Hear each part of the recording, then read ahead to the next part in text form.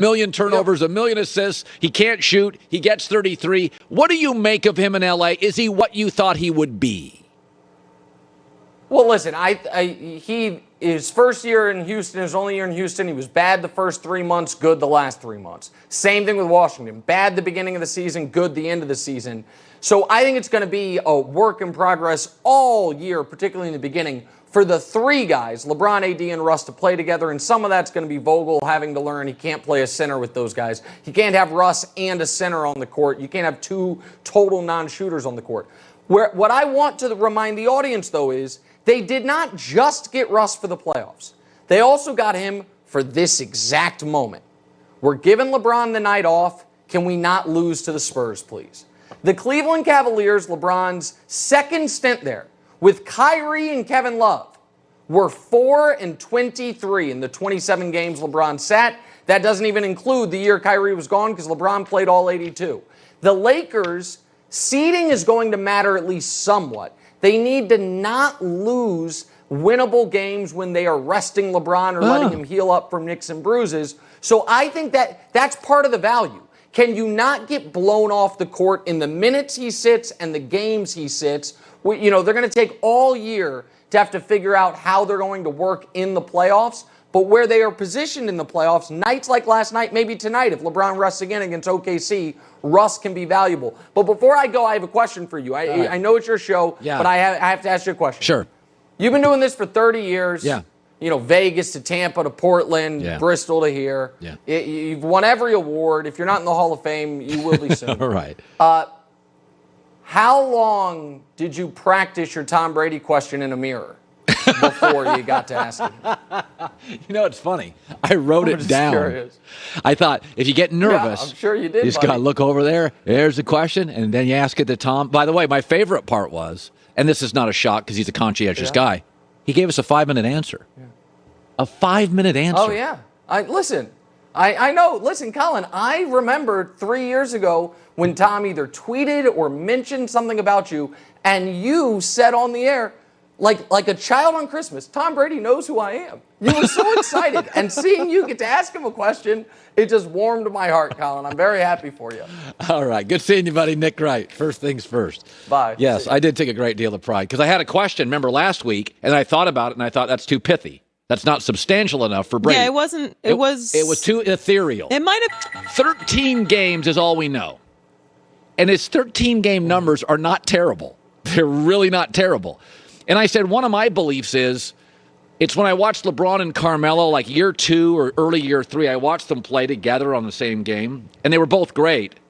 But I remember watching like the second half of that game going, okay, those are not the same players. Like one guy is defensively, athletically.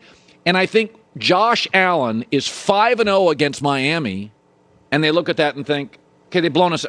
That cannot be the answer. Am I overstating Josh Allen? What do you make of the situation?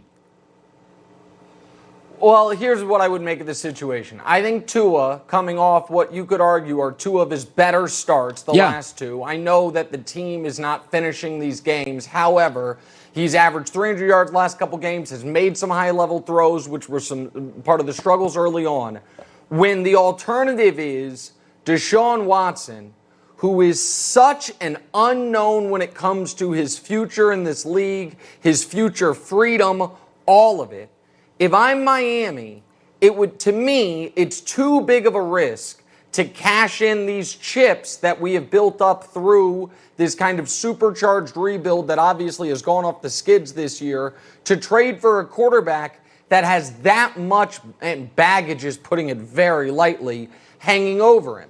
So I think I would hold the fort with Tua for the year, see what he looks like, and then if I am moving on, I know they traded away their pick, which now looks like it's going to be a great pick. They're going to regret that, but they still have surplus draft capital, Colin, and I know that you're big on Aaron Rodgers going to Pittsburgh, but maybe he's available. Russell Wilson, maybe what he's doing right now is pantomiming a Dolphins huddle. Who knows? Right. Because the Seahawks, by the way, don't have their draft pick either.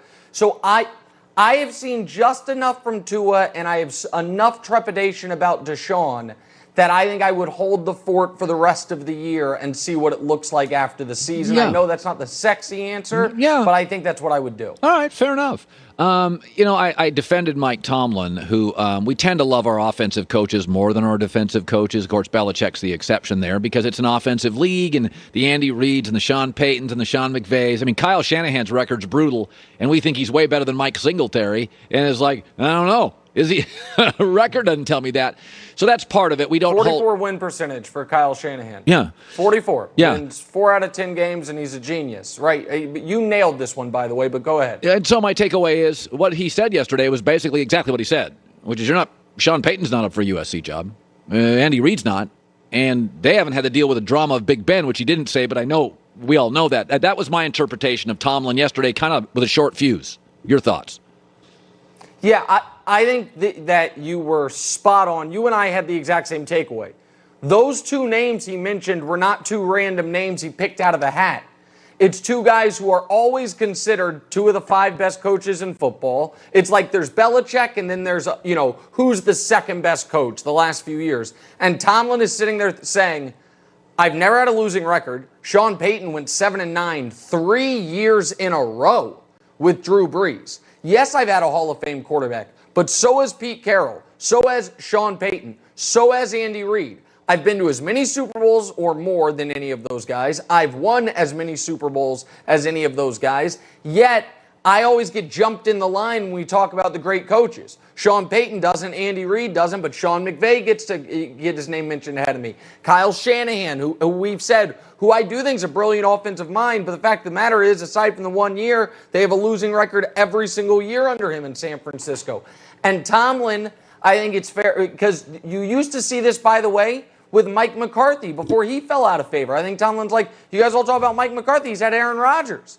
Like, what are we talking about here? And so, yeah, I think Tomlin, because he is such a team guy and not a me guy, you don't usually see this part of him. But I think that last little second was his frustration. Yeah. That you guys talk about all these coaches. I've never had a losing record. I've been to 2 Super Bowls. I've been to another conference championship game. And by the way, I've had to do it up until last year, the whole time in a conference with Peyton Manning and Tom Brady, and then just Tom Brady. Like, I've been in the NFC, you're not going through Peyton and Brady. Right. I had to. Yeah. So, yeah, I think he puffed out his chest a little bit saying, look at my resume compared to Andy Reid and Sean Payton. Tell me why they're better. Now, I'm going to be very diplomatic here. As my friend, I don't want to put you in harm's way. The Kansas City Chiefs, it has been a little turbulent. It has been a little rocky. First of all, when Michael Irvin said the dynasty's dead, they have not had a dynasty. We got to get to 3 of them. Let's stop the dynasty talk.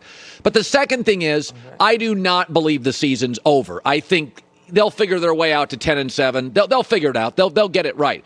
But even you would have to acknowledge it's a little bit of a mess. Is it a correctable mess right now? More than a little bit.